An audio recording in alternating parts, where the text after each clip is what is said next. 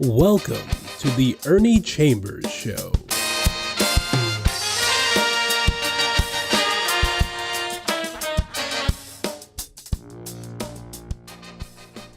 Brothers, sisters, friends, enemies, and neutrals.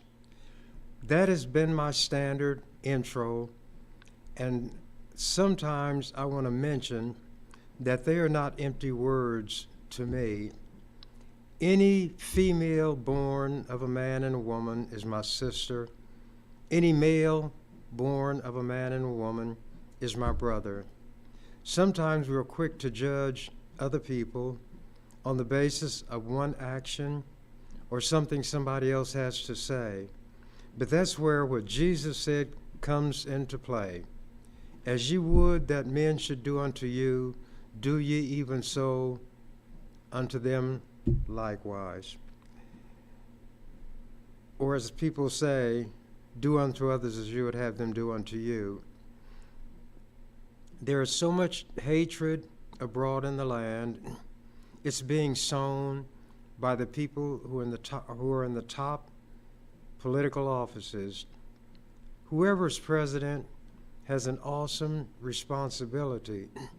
Just by virtue of being in that office, he is given much more significance to what he does when he speaks. That's one place where I don't have to say he or she, because there has never been a female president. Maybe there never will be. But if women, could forget their differences and look at their gender and recognize that they are put in an inferior position. I don't care if they're the head of a company. They don't have the freedom to make cutting-edge decisions like a man would.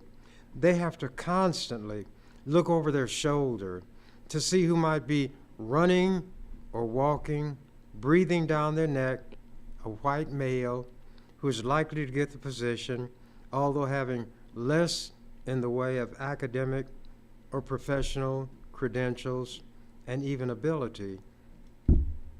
None of us would like to be in a position such as that, so we should not put others in that kind of position. Some people see me as a mean motor scooter, not because I oppress those who are weaker than I am, but because I'll stand up to those who are strong or who are in a powerful position and will oppress others. If we're in a staring contest, I will not blink first. I believe in myself. I trust my judgment. I'm relentless. I will not give up. I will not quit. We cannot even live the next second. We can only live in this second. If we could learn how to judge life, we could build constructs in our mind that would help us make it through the most difficult situation. We can only actually live and breathe this instant. We may be able to breathe the next instant, but a time will come when we will breathe out and not breathe in again. This could be that time for me. But if it comes, the Grim Reaper, he'll find me doing what I believe I ought to do, not what the other people try to dictate to me to do. I will take advice. I will accept instruction when somebody makes it clear they know more about a subject I'm interested in than I do. I don't care who gives me that information. It could be a monkey, an orangutan, a jackal, Bigfoot if he exists, anybody, anything, because I will be as good as dead if I stop growing mentally and intellectually. I can live with myself. I can be alone and not be lonely. I don't need other people in the sense of not being able to function if there's not somebody there urging me on. But we are fortunate if we do have genuine friends. That was just a little something I felt led to say. By the way, I've never referred to myself as an atheist, but other people do. If you don't belong to a church, you don't believe the way they believe, or tell them, I don't have any inclination to get into spiritualism, witches, ghosts, goblins, and so forth. Others apply that label to me, just as they might apply the N-word or other derogatory terms. But what you see in me is what you get. Here is something that I offered to the legislature April 19th, 1985. How long ago would that be? 85 plus 15 is 100. So that brings us to the century mark. 15 years. We're 24 years past that mark. So 24 plus 15 should be, the last time I calculated, 39. So this was offered by me 39 years ago. It was designated Legislative Resolution 97. Whereas the President of the United States is scheduled to attend an economic summit in West Germany in May, and whereas during his visit, the President plans to visit Bitburg Military Cemetery and place a wreath to pay respect to those buried there, and whereas more than 30 members of Hitler's SS are buried there. They were called the Death's Head, the Schutzstaffel. Whereas the SS, rather than soldiers in the ordinary sense of the term, were an elite corps who operated Nazi concentration camps, including death camps. Whereas the Nazi regime's final solution to the Jewish problem consisted of driving out/exterminating all Jews in Europe. And whereas, pursuant to the final solution plan, the SS presided over the murder of more than 6 million Jews, employing the most cruel and inhuman methods of starvation, forced labor, torture, experimentation, shooting, gassing, burning, and burying alive. And whereas the genocidal atrocity spanned many months and spawned unspeakable human suffering, and whereas hundreds of thousands of soldiers and civilians of various races, nationalities, and religions died fighting against the Nazi horror, and whereas the United States played an active role in the prosecution of Nazi war criminals at the Nuremberg trials, and whereas the Holocaust should forever remain an active ingredient in the collective memory of humanity, and whereas the Nazi slaughter of Jews, Gypsies, and Eastern Europeans was facilitated by a, quote, business as usual, unquote, attitude on the part of much of the world. And whereas the President's proposed visit and wreath placing at Bitburg Military Cemetery evinces a continuation of the business as usual attitude, and whereas the President's proposed visit and wreath laying at Bitburg is an affront to all people, and whereas the attempt by the President to justify his visit to Bitburg by equating those who slaughtered people to those who were slaughtered reveals an inexcusable insensitivity, moral confusion, lack of historical perspective, and an unwillingness to correct a gross error of judgment, And whereas the belated addition to his itinerary of a visit to a Nazi concentration camp neither justifies his visit to Bitburg nor erases the inappropriateness of such visit, and whereas the ill-advised act of the President may be misperceived by the rest of the world as representing the will of the American people and may appear to be a pardoning of all unpunished war crimes, now therefore be it resolved by the members of the 89th Legislature of Nebraska, first session, number 1, that the legislature joins with other groups and individuals in imploring the President to show, quote, a decent respect for the opinion of mankind, unquote, and cancel his proposed visit to Bitburg Military Cemetery. 2, that the legislature calls on the members of the Nebraska congressional delegation to initiate or support efforts by the United States Senate and the United States House of Representatives to persuade the President to cancel his proposed visit to Bitburg Military Cemetery, that a copy of this resolution be transmitted to the President of the United States, the U.S. Secretary of State George Shultz, and each member of the Nebraska congressional delegation. He made the visit. He laid the wreath in disregard of all. I read that for a purpose. I would not offer that resolution today. Not that history changes, not that what happened during that period was not as horrific as it has been portrayed, but because of what the descendants of those who were the victims of the Holocaust are now doing in terms of perpetrating a Holocaust of their own on the Palestinian people. European Jews came to Palestine.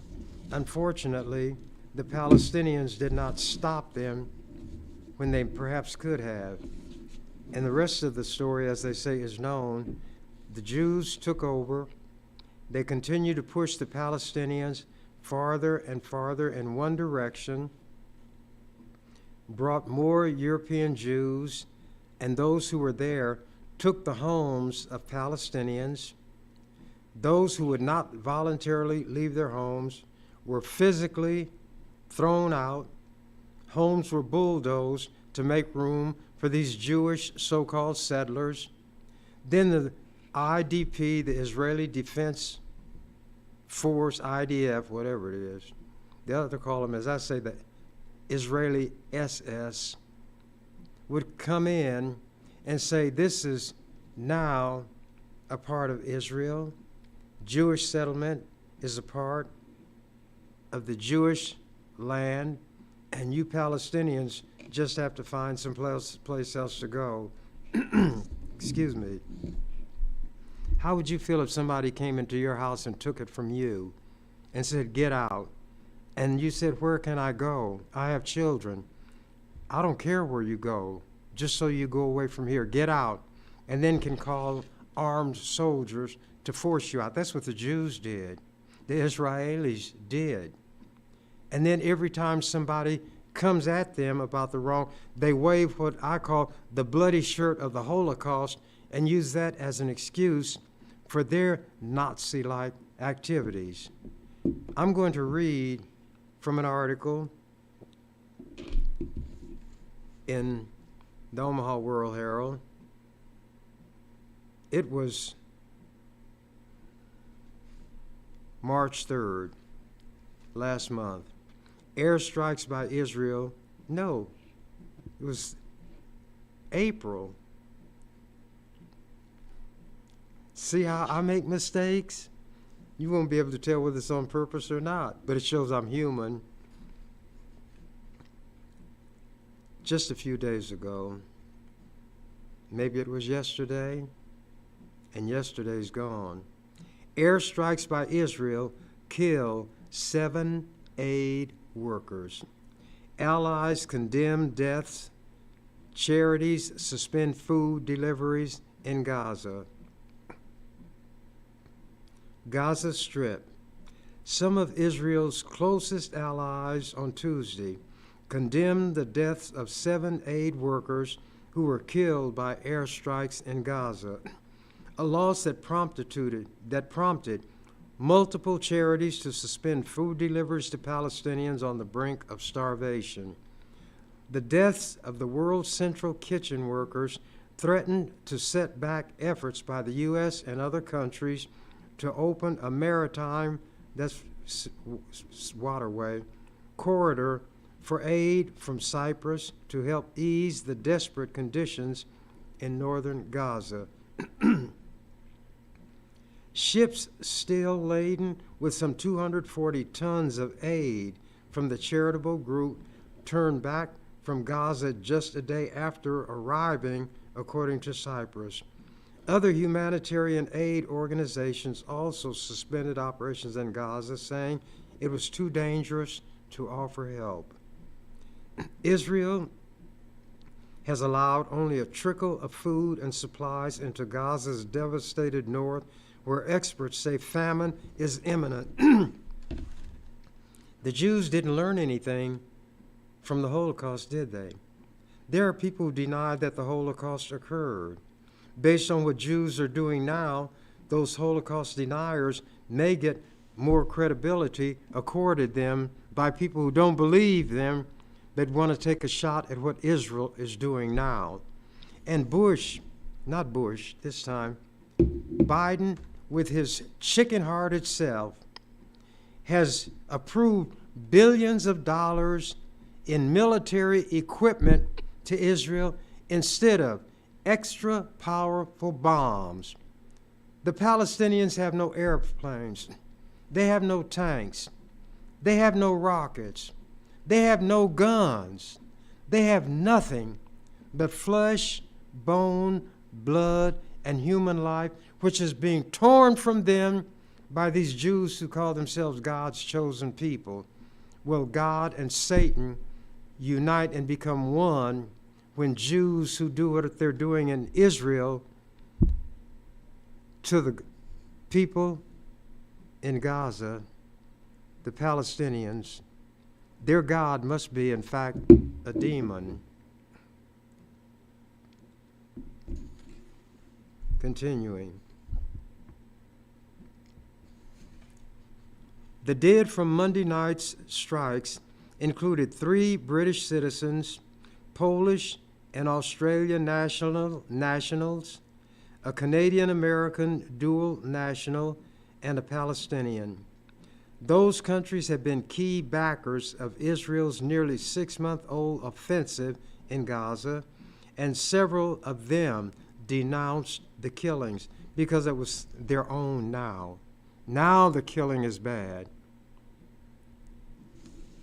I would say close to 50,000 Palestinians have been killed, mostly women and children.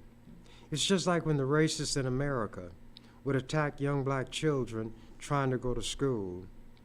One of the most famous paintings, I'm not going to tell you the guy's name, but he painted covers for the Saturday Evening Post, was of this very little 6-year-old girl surrounded by a cordon, a big, beefy white man escorting her to school with her little school book.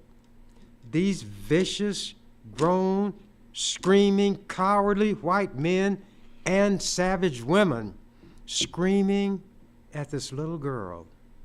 That's America, the real America.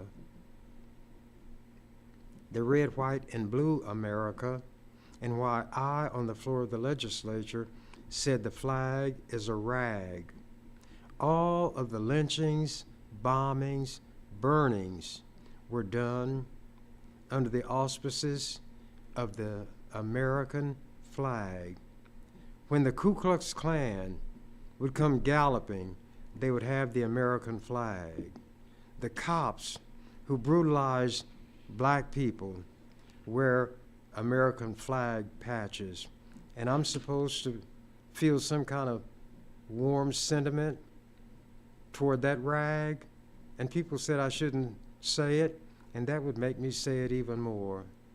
That's all it is. They don't even know how to fly the flag. You know what The U.S. Code, which is a compilation of the statutes enacted by Congress, says about the flag, among other things, it should never be flown horizontally. You'll see football games where military people and cops will unroll a big flag and fly it horizontally, contrary to the law. The stars, which part of the flag is known as the Union, because every time a new state joins, a star goes. The stripes, there are 13 of those for the original colonies. They are always, when you look at the flag, they are always supposed to be to the left of the one who's looking at the flag. But many uniforms have the Union on the right because they don't know about their flag. You know what the code says? A flag should never be a part of any clothing. They are in the form of jock straps. Women wear them as bikinis. A lot of people wear them as bandanas in violation of the law. White people do it. And it also says the flag should never be a part of any athletic uniform. Next time you see a football game, watch how many of those uniforms have flags on them, even flags on the helmet. And when the helmet hits the ground, the flag is on the ground. Yet, when the young black player and others with him eventually took a knee when the national anthem was played, they were shouted at, spat upon, cursed by people who at the time were wearing the flag inappropriately and wearing it when it's not to be an article of clothing, because they didn't care about the flag. They are racist through and through. America has not changed. It's not going to change. But those of us who, despite all of this, will retain our humanity, will try to bring about a set of circumstances where everybody has the opportunity to develop fully, the opportunity to obtain a meaningful education, a job paying enough to support a person and his or her family, all of those things that are talked about on the Ozzie and Harriet shows, but they're not realities in this country, and precious little is being made, little effort is being put forth to make them so. So anybody would be better as president than Biden.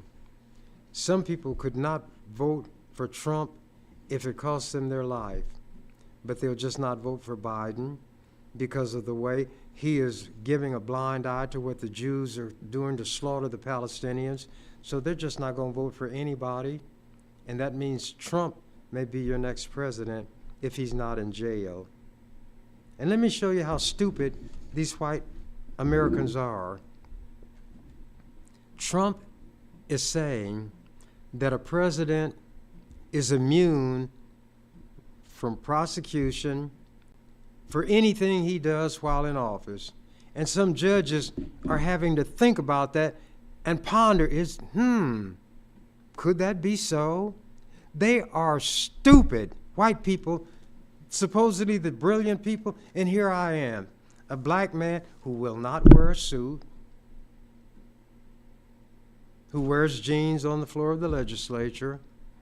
If the clothes were good enough when I worked in the barber shop for the people who gave me my living, they were good enough for the people who a lot of times showed themselves to be my enemy and the enemies of my people. And you cannot tell a book by its cover. You have the situation where we are often the ones who try to see that everybody is given a fair shake. This idea of a president being immune the thought immediately came to me. There are 9 Supreme Court judges. Whoever's the president gets to appoint judges. I'm the president. I hire a hitman to kill 2 of the judges that I don't like. I hire the hitman, but they cannot get me for hiring the hitman. They cannot get me for conspiracy, for directing him to kill the judges, because I'm immune to prosecution. But what about the hitman? I have the power to pardon. So then I pardon the hitman. Then I send hitmen to carry out other executions, assassinations, or what have you, to clear the field for me of my enemies, and then I pardon all of them. You see how stupid white people are? And they spend time arguing seriously as to whether or not what Trump is alleging has any basis in the Constitution. But let me go ahead and finish reading this. Israel already faces growing isolation as international criticism of the Gaza assault mounts. On the same day as the deadly airstrikes, Israel stirred more fears by apparently striking Iran's consulate in Damascus and killing 2 Iranian generals. The government also moved to shut down a foreign media outlet, Qatari-owned Al Jazeera television. Yet you Americans are always saying, don't censor the media. Don't shut them up. And here America, the number 1 ally of Israel, is watching Israel do this. And you know what Iran said? Israel would pay at the right time. See, Iran has airplanes. Iran has bombs. Iran has nuclear weapons. Could this be the beginning of the War of Armageddon? That might be a lot of mythological nonsense also. The hit on the Charities convoy also highlighted what critics have called Israel's indiscriminate bombing and lack of regard for civilian casualties in Gaza. Israel's military chief, Lieutenant General Herzai Halevi, announced the results of a preliminary investigation early Wednesday. Quote, "It was a mistake that followed a misidentification at night during a war in very complex conditions. It shouldn't have happened," he said. He gave no further details. He said an independent body would conduct a, quote, "thorough investigation," unquote, that would be completed in the coming days. And what do you think their finding will be?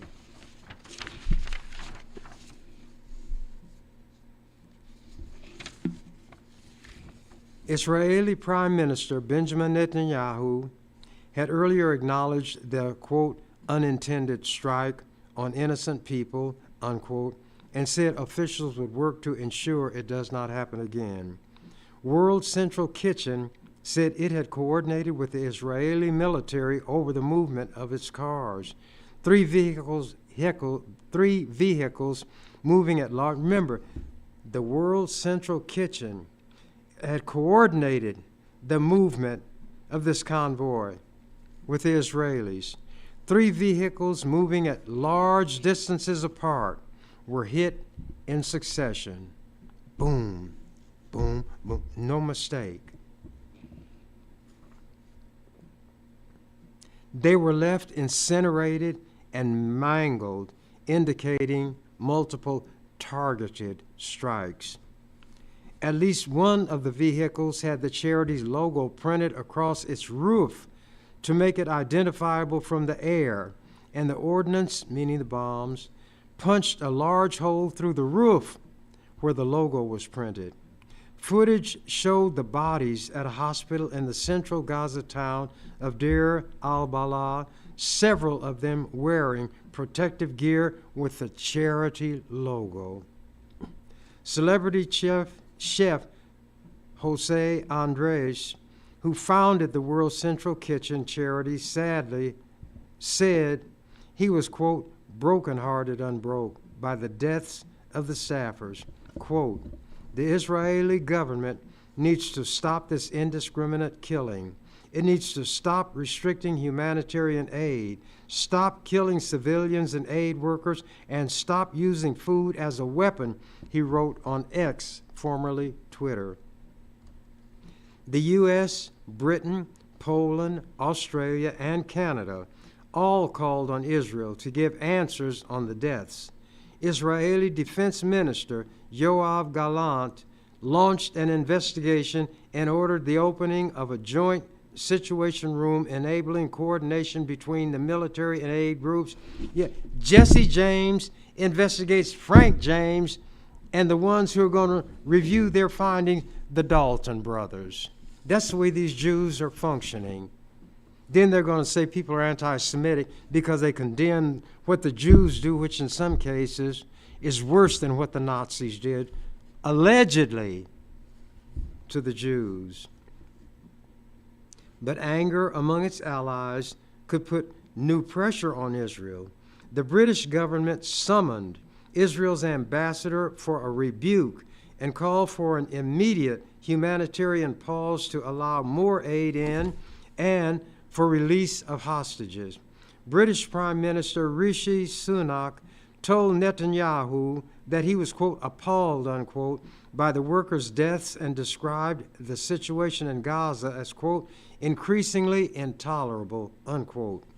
White House National Security spokesman John Kirby said the U.S. was, quote, outraged, unquote, to hear of the strikes, yet they're making billions of dollars in new military aid, including super bombs, available to Israel.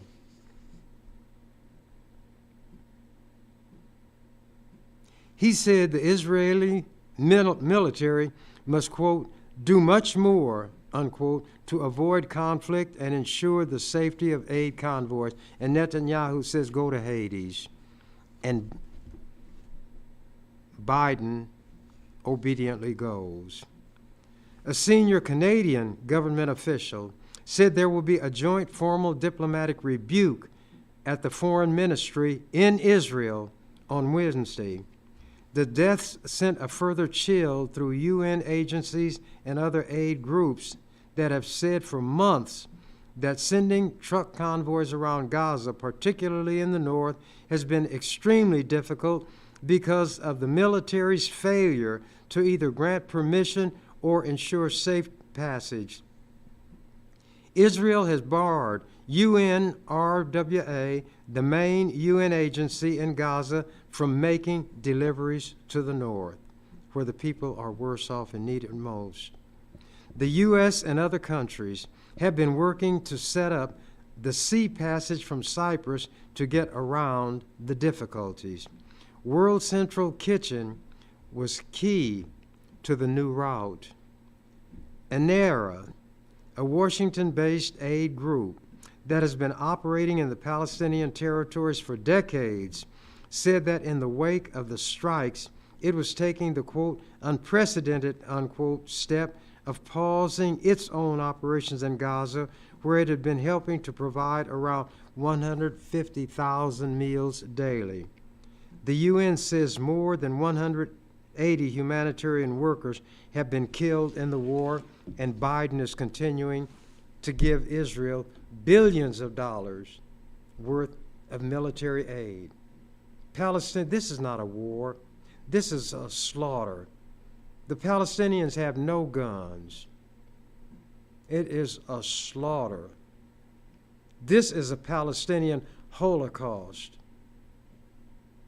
And the Jews are carrying it out. If one reaps what one sows, as the holy so-called Bible says, the Jews have something coming.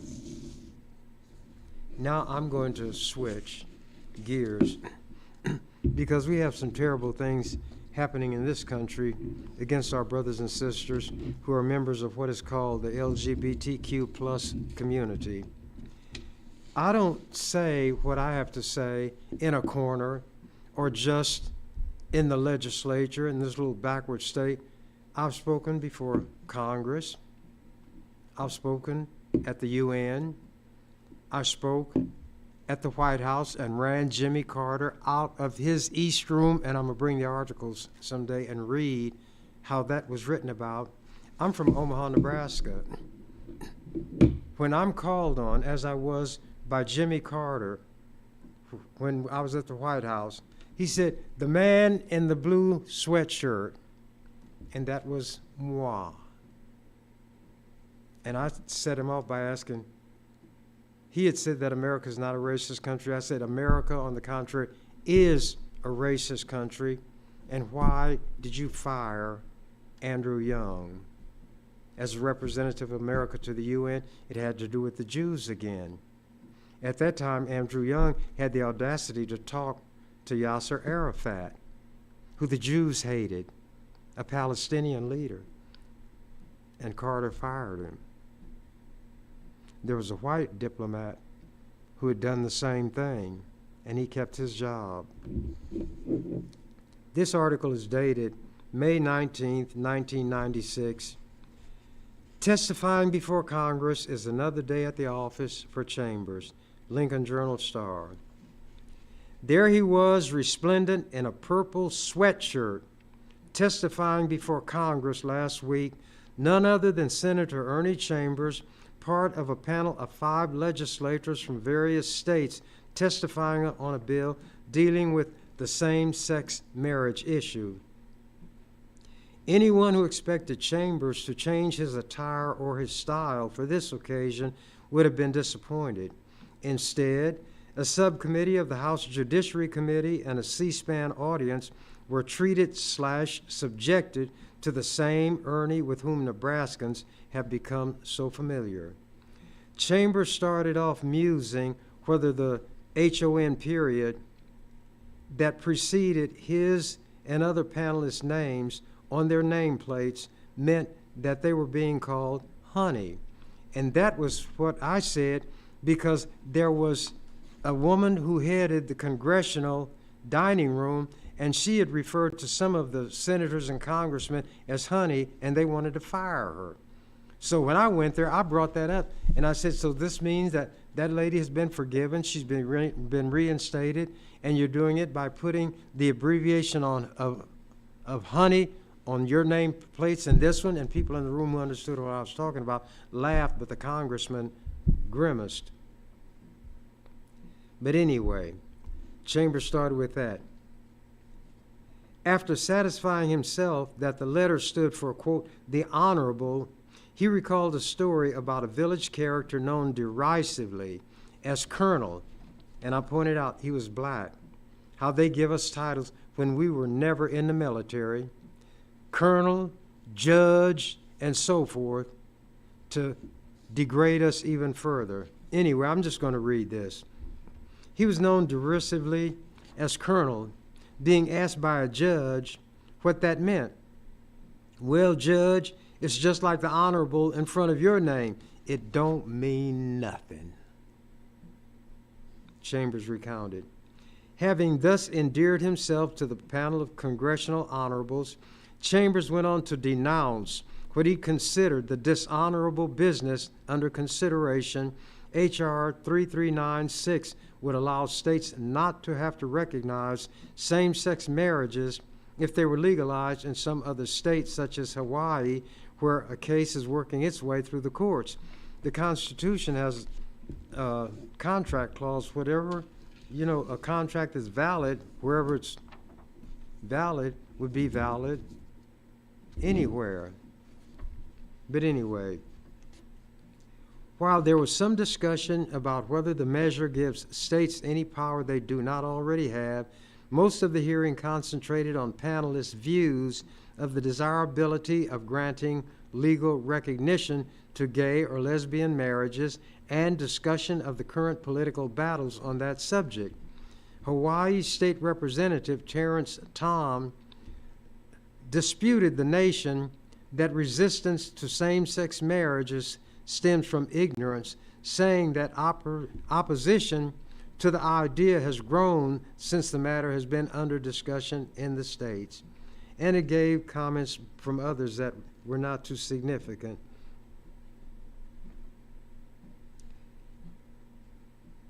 Oh.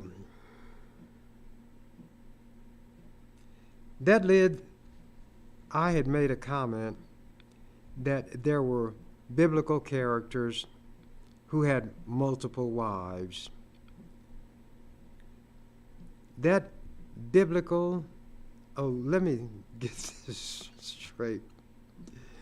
On the other side, Iowa State Representative Edward Fallon argued that marriage licenses are not a scarce good, and granting them equally to gay couples would not diminish the supply for straights.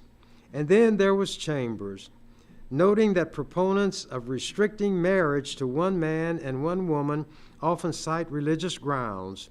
He declared that biblical figures, including David and Solomon, had had multiple wives and mistresses. That led Subcommittee Chairman Representative Charles Kennedy of Florida to ask, "Am I to understand you would support polygamy?"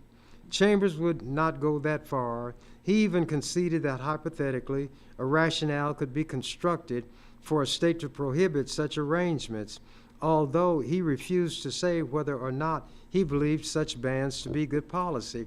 And the example I gave was of an Eastern, that means Eastern part of the world, potentate, who explained why he would not have multiple wives even though he could. He said, women are sensitive and perceptive, and a man is not going to have the same feeling for 5 different people. And he's going to, whether consciously or unconsciously, favor one over the other, and the other women will pick it up, and there'll be confusion. So he had only one wife, even though he could have had as many as he wanted. So that was the argument that a man who could have multiple wives gave. In an interview 2 days after his Wednesday appearance on Capitol Hill, Chambers said his views on gay and lesbian issues have changed considerably in recent years. In 1988, when running for the U.S. Senate on the New Alliance Party ticket, Chambers said he disagreed with the party's support of same-sex marriage. "My attitude is far more tolerant than it was in years past," Chambers said Friday. "I never knew I would have moved this far in that direction, but I became aware of the viciousness directed toward gay and lesbian people, from verbal taunts to murder. I think it has escalated tremendously in the last few years," he added. Given his self-description as the defender of the downtrodden, Chambers has added gays and lesbians to his larger constituency. Quote, "St. Jude and I collaborate in being the last hope of the hopeless," he added with his characteristic degree of modesty. In the face of yet another religious reference, it seemed only natural to ask Chambers, who is often described as an atheist, not self-described as that, what description he would apply to his religious status. "I'm just Ernie," he replied, to which admirers and detractors alike might say, "Amen." I'm going to talk about this subject more in the future because they're doing horrendous things to members of the LGBTQ community, the trans individuals. People don't choose often what their status and circumstance will be. And who are we to say somebody else is unworthy? You religious hypocrites need to get off and get away from crotch watch.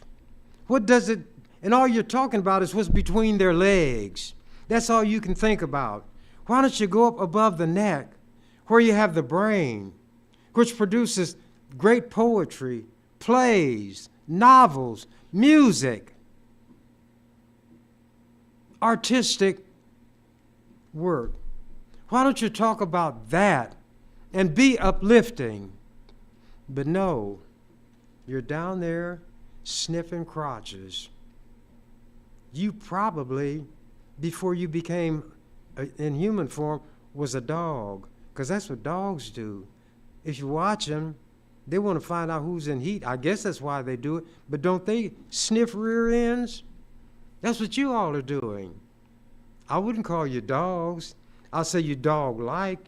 you have dog practices. And is that what you want to be? These are human beings. These are our brothers and our sisters. It's like the Jews were requiring people who had leprosy, a disease that they didn't bring on themselves. They didn't wish it on themselves. But you know what they had to holler when people came near? Unclean, unclean. Forced you to self-describe yourself as unclean, and you're a human being. There has to be a change, many changes in this nation. Anything born of a man and a woman, if that one is a female, she is my sister. If that one is a male, he is my brother. It's none of my business what they do in their bedroom. I don't have any interest in it. What difference does it make to me? How does it hurt me? There are still areas in this world where men can legally, under their law, have more than one wife. Does that hurt you? Are you envious of them? And why is the woman put at the center of so many things? Not to elevate her, but to debase and degrade her and thingify her. In America, the land of the free and the home of the brave. You know what I used to tell them on the floor of the legislature, and they got hotter than a firecracker, but they couldn't do anything about it because the madder they got, the more I provoked them. It's not the land of the free and the home of the brave. It's the land of the tree and the home of the slave. And I tell them how they praise this guy who planted all these trees. I said, he didn't love trees. He was one of the racists who kept Nebraska from being adopted into the Union because they wouldn't put a guarantee into their Constitution that everybody would be guaranteed the right to vote. J. Sterling Morton. And I told people the reason he planted all those trees, not because he had a love for trees, but he wanted to be sure there would be enough trees to lynch all the black men who someday may be allowed to vote. And his statue had been in the hall, Statuary Hall in Congress, and it was removed. Chief Standing Bearer is there, a Native American, and the lady who wrote My Antonia, a lesbian, is there. But I'm not going to call her name because you all will go to that town where she lived and burn her house down. I don't know if I have any more time, but it's very close to the time when I'm supposed to stop. But I will wait and see if I can come a little closer to it, and then I will let everything go. If the fates are kind, do you believe in the fates? Then I will be back again to titillate some, torment others, and inspire great anger in still others. But how people react to me is of no concern to me. The one whose reaction matters to me is mine. People have called me some of everything, but their words don't hurt me at all. And I feel the more angry they become, the more virulent their language, the more I own them. And I've told them on the floor of the legislature, you all are my white folks. I own this legislature. But if an important bill needs to be passed, I will allow it to pass. A loaded brain is more powerful than a loaded gun. And then I add intelligently, unless you're in a gunfight. But even if you're in a gunfight and you don't have a gun, but you've got a good brain, you may be able to contrive a way to engage that gun soul's mind in such a way that he'll change his mind and decide, well, you don't deserve killing, you don't need killing, and you'll survive. Jesse James was once asked why he never robbed poor people. He said, well, I got an answer for that. They said, is it because you're like Robin Hood, you steal from the rich and give to the poor? He said, no, I don't rob poor people because poor people ain't got no money. So to the outlaws, you want to give a noble basis for what he does. But if you ask him, you find that he's just right down here on the ground. Suppose in America, everybody would be judged on the basis of what they are and what they can generate. Think of the actors and actresses, the musicians, the poets, the novelists that will never be because somebody had blown out the light of inspiration that was in their brain when they were very young, or frustrated them to such an extent when they were older that they said it's not worth the aggravation. America could be what they profess to be now, and that is the greatest place to live on the face of the earth, because there probably are more different nationalities, ethnicities, races, or however you're going to categorize the people between Canada and the Gulf of Mexico, the Pacific Ocean, and the Atlantic Ocean. That landmass might have the greatest potential in the world, but potential which is not brought into fruition is of no value whatsoever.